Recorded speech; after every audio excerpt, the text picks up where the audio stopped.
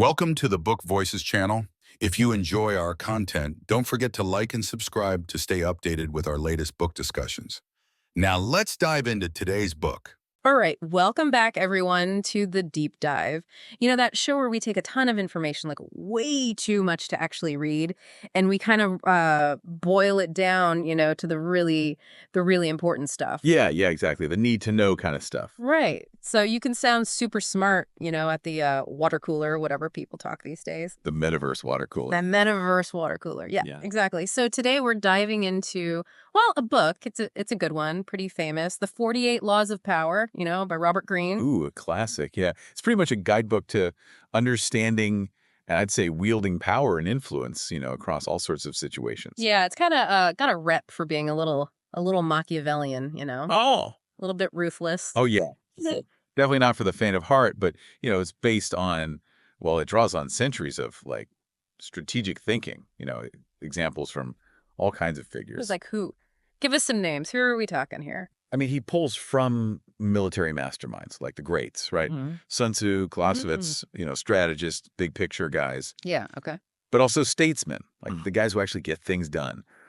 Bismarck, Talleyrand, super influential figures. All right. And then it gets even more interesting. Like he even looks at courtiers, those masters of social maneuvering and seducers, even con artists. Really? Like who? Like Casanova.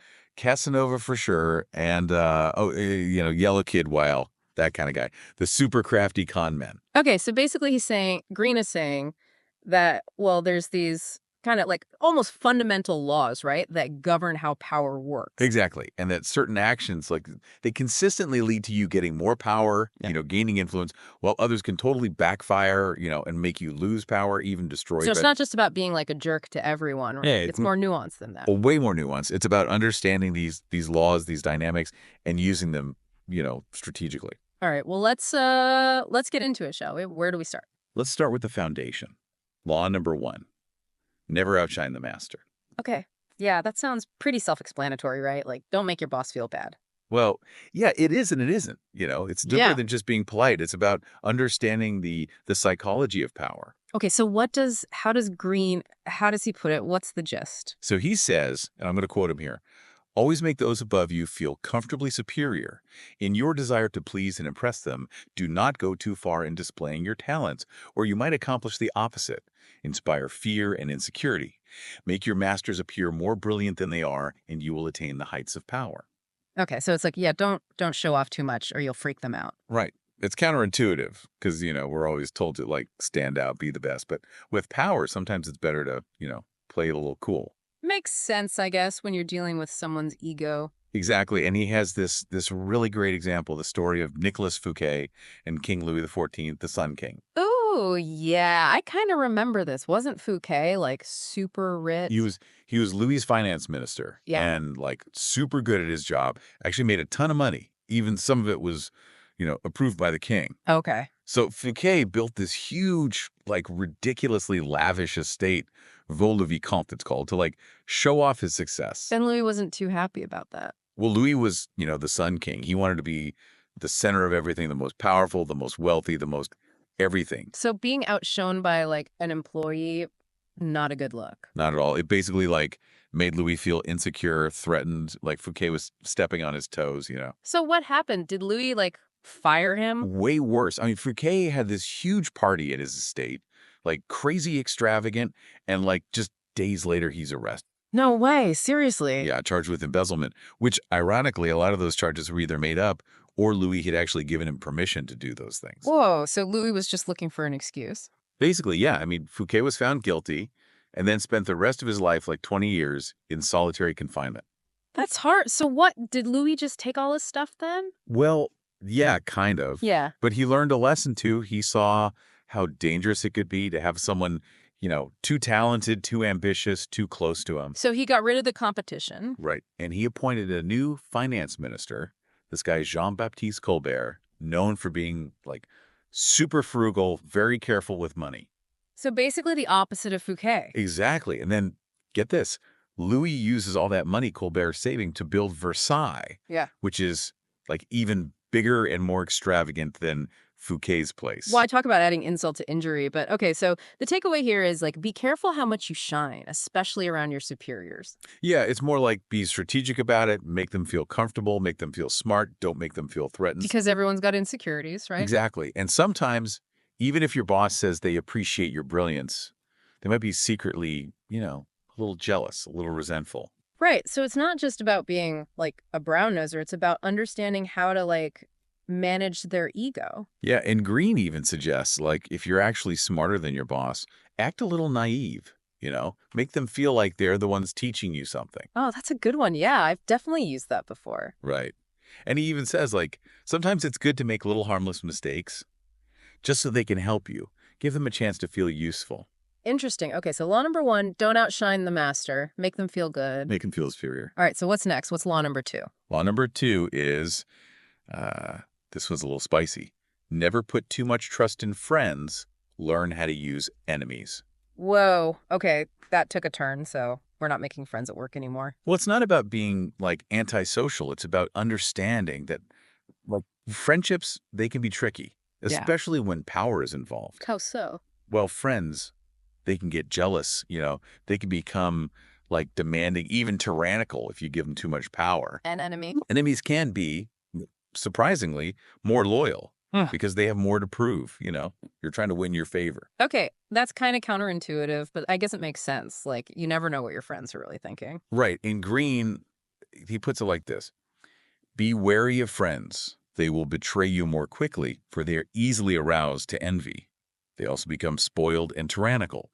But hire a former enemy, and he will be more loyal than a friend because he has more to prove. In fact, you have more to fear from friends than from enemies. If you have no enemies, find a way to make them. So he's saying friends are more likely to stab you in the back. Basically, yeah, because they feel like they have, like, a right to your loyalty, Yeah. and that can breed resentment. Interesting. He's got an example for this one, right? Something about a Byzantine emperor. Yeah, Emperor Michael III, he was pretty young when he came to power. And, the Byzantine court was, like, super dangerous. Everyone plotting and scheming. So he needed someone he could trust. Exactly. And he picked his best friend, Basilius, who was, like, head of the royal stables. Okay, so not exactly a political mastermind. Not at all, but he was super loyal to Michael, always had his back. So Michael made him his advisor. More than that, he made him co-emperor, give him a ton of power. And then what happened? Well, Basilius, he got a taste of that power, and he started wanting more, and eventually he had Michael assassinated. Wow, that's rough. Talk about a backstabbing friend. Yeah, it's a pretty stark example of, like, even the closest friendships can be corrupted by power. Okay, but what about, like, actually using your enemies? That sounds even more intense. Well, Green gives the example of Emperor Sung of China, who had this whole problem with his generals, They were super powerful, and he was worried they might try to overthrow him. So what did he do? He invited them all to this big banquet, lots of food, lots of drinks. Everyone's having a good time. Sounds... And then when everyone's, nice and relaxed, he dismisses all the guards and basically tells his generals, look, you can either retire peacefully with all your wealth and honors, or you can keep your armies and live in constant fear of, being betrayed, maybe even assassinated. Smart move. Play on their fear. Exactly. And it worked. The generals, they chose the safe option. They retired, and Sung secured his power. So instead of, like, fighting them head on, he outsmarted them? Exactly. He used their own self-interest against them. Okay, so friends can be dangerous. Enemies can be useful. Got it. But there's another layer to this. Green also talks about, like, the dangers of putting your friends in positions of power. What does he mean? Well, he says that, like, when you give a friend a really big favor, like a promotion or something, it can actually mess up the friendship. How so? It creates this, like, imbalance. The friend might feel indebted to you, like they didn't really earn their position. And that can lead to resentment. Exactly. They might feel like, they're not really worthy, and that can breed all sorts of negative feelings, envy, jealousy, So the friendship suffers. Yeah, and the more favors you try to do, the worse it gets, because it just reinforces that, like, power dynamic. Interesting. I guess it makes sense. Like, you don't want to make your friends feel like they owe you something. Right. It's better to keep things, more balanced even in friendships. Okay, so that's law number 2. Be careful with friends. They can be tricky, and sometimes enemies can be surprisingly useful. Yeah, it's all about like understanding the hidden motivations, what's really going on beneath the surface. All right, well, let's move on to law number 3. What's that one? Law number 3 is conceal your intentions. Okay, so we're getting all sneaky now. Well, it's not about being like dishonest. It's about being strategic, you know, keeping your cards close to your chest. Okay, I'm listening. So the idea is if people don't know what you're really up to, they can't, prepare a defense. They can't counter your moves. So you keep them off balance. Exactly. You maintain the element of surprise. That makes sense. And how do you do that? How do you conceal your intentions? Well, Green talks about using smoke screens, creating distractions, appearing harmless. Okay, give me an example. Like, how does that actually work in real life? He talks about this con artist, Yellow Kid Vile, who was like a master of this stuff. Okay, what did you do? So he and his uncle, they wanted to con this guy, Sam Giesel, into investing in a fake oil well. Classic con. Right. So they set up this whole elaborate scheme. They made it look like a totally legitimate business deal, like a lodge or something. Okay. And they hired all these fake financiers, dressed them up in fancy suits, made them look super important and intimidating. So Giselle would be impressed. Exactly. And then, get this, they had boxer, like shadow boxing in the hotel room where Giesel was waiting. Wait, what? A box? Yeah, like just randomly punch in the air. That's so weird. Why? It was a distraction, to make it seem like, oh, there's all this weird stuff going on. So when their fake oilmen showed up later, it wouldn't seem so suspicious. So Giselle was just like overwhelmed by all the weirdness. Basically, yeah, he was so focused on the apparent business deal and all the fancy people that he didn't even notice the obvious red flags. And they got away with it. They did. They conned him out of a bunch of money. Wow. Okay, so sometimes distraction is the key. Yeah. And Green has another great example from history this time. Emperor Haile Selassie of Ethiopia. Okay, what did he do? He had this problem with one of his generals, this guy named Balcha, who was super powerful and ambitious, and Selassie needed to get rid of him. So he couldn't just fire him? No, it was way more complicated than that. Balcha had a lot of support, so Selassie had to be really strategic. Okay. So he invites Balcha to this big banquet. Makes it seem like a huge honor, like a sign of respect. So that's the smokescreen. Exactly. He's making Balcha feel comfortable and important. While secretly planning to take him down. Exactly. He lets Balcha bring his bodyguard, gives him a place of honor at the banquet, makes him feel like he's in control. Okay.